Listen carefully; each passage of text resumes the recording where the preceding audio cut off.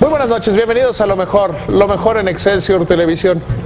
En este programa he insistido una y otra vez que la banca en México es una de las más sólidas, de las mejor reguladas.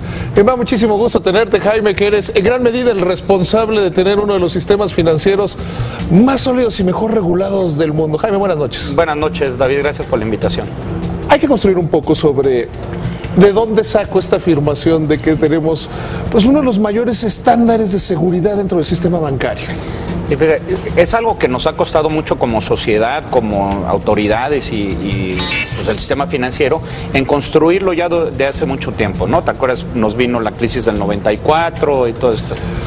Pero desde entonces nos hemos dado... Perdón que te interrumpa, yo creo que después de 94, 95 fue tan duro el trauma que vivimos como sociedad, como sistema, sí, que se decidió cambiar radicalmente y pasar de un esquema donde no se regulaba nada a regular muy fuertemente casi todo. Exactamente. Por eso es que fuimos el primer país en adoptar las reglas de Basilea III en relación con el capital, porque ya cumplíamos. Entonces, cuando se puso a finales del 2012, no tuvieron que hacer nada los bancos porque ya cumplían desde antes. Es decir, siempre hemos estado tratando de tener una regulación y una supervisión pues de vanguardia y que vaya más allá de los estándares internacionales. Ayúdanos a poner en contexto. ¿Dónde están el resto de los países del mundo? Europa sabemos que ya dijo que ellos no pueden cumplir con Basilea, ¿no? Sí, es que no son fáciles las reglas y hoy todavía estamos aterrizando, inclusive en los órganos internacionales donde se discuten estas reglas, todavía se están discutiendo mucho sobre hacia dónde debe de ir la regulación. Sin embargo, ya a muchos países se les ha hecho por parte del Comité de Basilea una revisión de si cumplen o no con los estándares de Basilea. Hoy nos encontramos nosotros en esa supervisión. La verdad es que nos ha ido bien de calificación, tenemos que hacer algunos cambios y en eso estamos haciendo. Pero como señalas, aunque hay muchos países en el mundo que ya cumplen, en particular a Europa recientemente le dieron la calificación y es la primera entidad que no cumple. De todas las supervisadas le dijeron que no, el Comité Basilea le puso que no cumplía con los estándares mínimos. Para ser muy claros, en México tenemos estándares más altos de seguridad bancaria que los que tienen en Europa, la matriz de muchos de los bancos importantes en este país. Por lo menos en los estándares de Basilea, sí. Ahora bien, pero esto nos lleva a una paradoja. Tenemos una banca muy bien regulada, que además ha sido un discurso constante tuyo, sí, del secretario de Hacienda, del presidente, del gobernador de Banco de México. Tenemos una banca muy bien regulada, pero que le presta muy poca gente. ¿Cómo resolver esa aparente paradoja? Pues sí, es una paradoja y la verdad es que es parte de lo que hizo que se empujara la reforma financiera.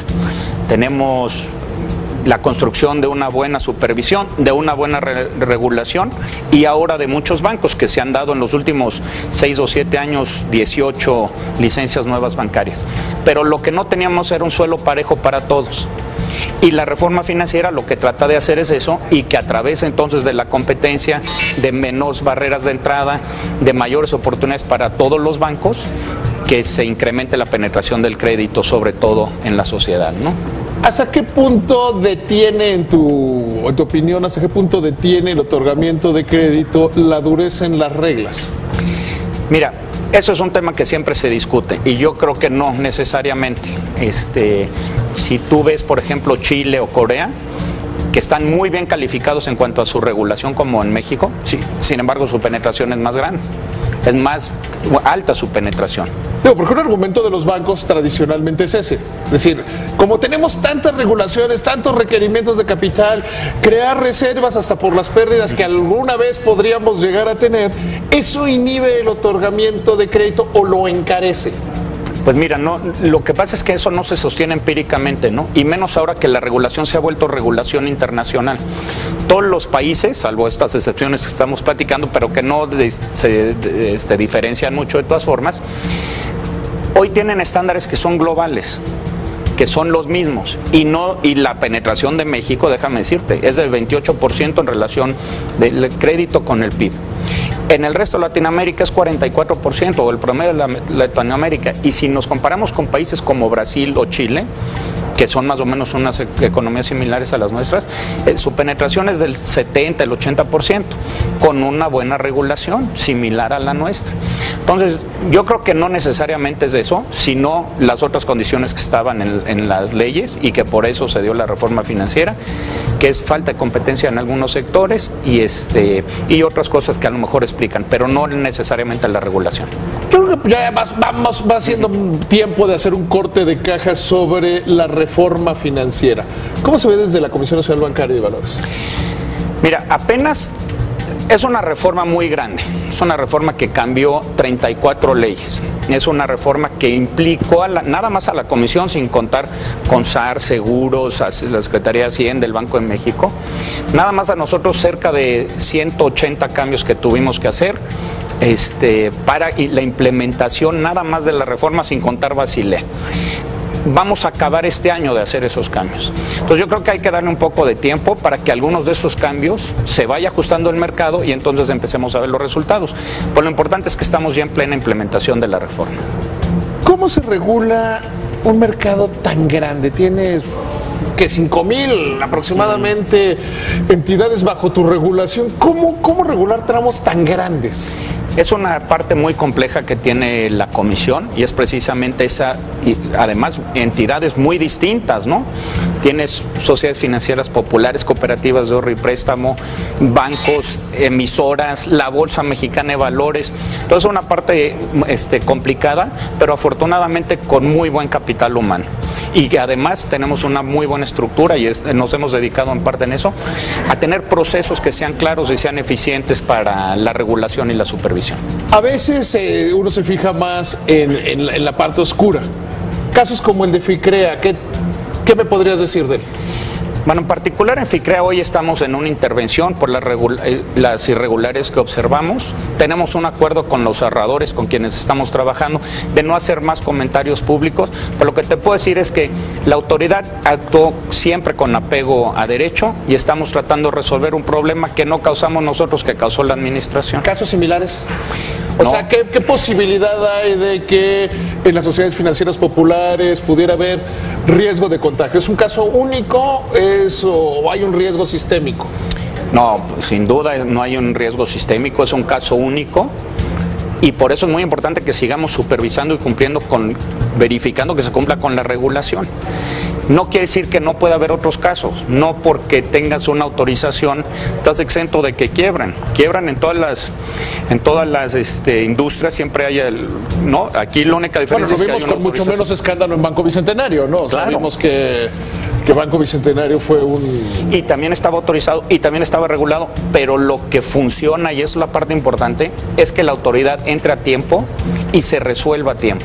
Y eso es lo que queremos hacer en el caso de FICREA, como lo hicimos con Bicentenario. Yo tengo la impresión que hay demasiados bancos en el sistema financiero mexicano y eso plantea un riesgo al final del día, ¿no? De competencia. ¿Cómo se ve desde la autoridad? Pues mira, yo creo que es bueno que haya intermediarios y que compitan entre ellos y de nuevo eso es lo que queremos que pase a través de la reforma financiera. Antes de la reforma que tenías ya un buen número de bancos, de hecho pues casi todos los que se dieron antes de la reforma financiera, porque no tenían el suelo parejo. Hoy la reforma financiera lo que permite es que todos estos bancos tengan un suelo parejo para actuar. Lo que habrá que ver es cómo dentro de esa competencia se van comportando los diferentes intermediarios, porque además no son solamente los bancos, ¿no? Y en esa medida es que se tendrá que ir ajustando el mercado. Ahora, hay mucho mercado para todos, ¿no? Si tenemos nada más una penetración del 28%, quiere decir que el pie es muy grande y lo que tenemos que hacer es que crezca ese mercado en beneficio de la sociedad mexicana. Otro de tus temas de regulaciones es el mercado de valores. Sí. ¿Qué pasa con el mercado de valores? Parecería que siempre tiene una gran deuda con su obligación de ser parte del financiamiento en el crecimiento de este país, ¿no?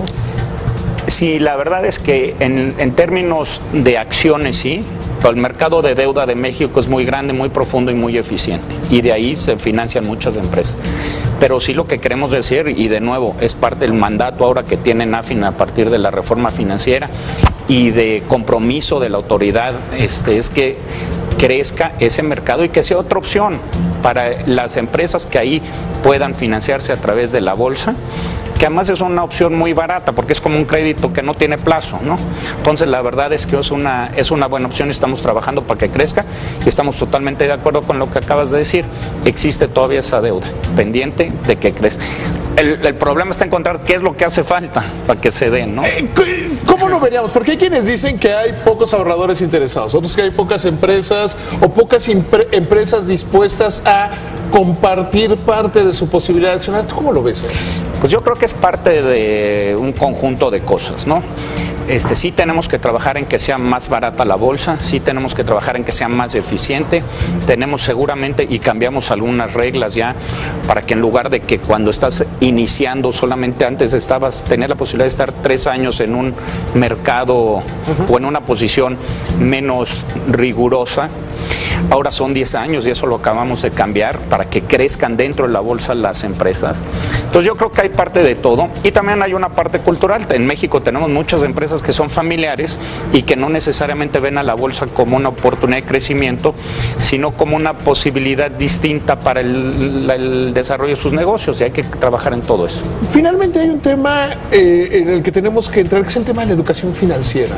O sea, de repente como que hay poca comprensión de las diferentes alternativas y el cliente normal nada más se fija en la tasa de interés, ¿no? Sí. ¿Cómo avanzar en educación financiera? Es un tema complejo, es un tema que le preocupa al Estado. Como sabes, tenemos una semana de educación financiera que encabeza la Secretaría de Hacienda conjuntamente con la Conducef, en la que participamos activamente. Inclusive los bancos tienen sus propias herramientas de educación financiera, pero es un tema básico. Parte de que funcione la competencia es que la gente pueda hacer distinción entre los diferentes servicios y eso solamente lo logras si sabes qué es lo que te están ofreciendo y por qué y poder evaluar los diferentes precios y mecanismos. Entonces yo creo que es una condición sine qua non para que vaya siendo más eficiente el mercado. ¿Cómo lo logras? Pues con programas, ejercicios, acercándote a la gente, aprovechando las herramientas que tiene la autoridad. Inclusive, pues cuando yo estaba en Bansefi también hacíamos parte de educación financiera en todos nuestros ahorradores, que eran una buena parte de las mujeres de oportunidades. Entonces ahora pues ya no se llama oportunidades, ¿no? El programa Oportunidades. Sí, sí. Entonces es una parte donde hay que seguir trabajando, pero va a ser importante para que haya una mejor demanda y por lo tanto un mejor servicio por parte del sistema financiero mexicano. Jaime, te agradezco mucho que hayas venido hoy. Al contrario, David, gracias a ti por la oportunidad. Buenas noches, que les vaya muy bien. Te invitamos a seguir cuestionando la información con los siguientes videos.